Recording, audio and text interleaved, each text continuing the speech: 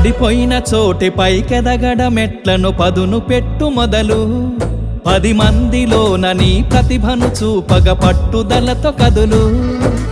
ఏలు పట్టి నడిపించునురా ఎదురైన అనుభవాలు వేల ఏండ్లు వర్ధిల్లునురా నీ విజయ జ్ఞాపకాలు రాదురా ఏ విజయం నీ కోసం నా కోసం ఎటుపోదురా నువ్వు చేసిన కష్టం ఎప్పటికైనా సొంతం కాలంతో పయనించే వాడికి కానిది ఏముంది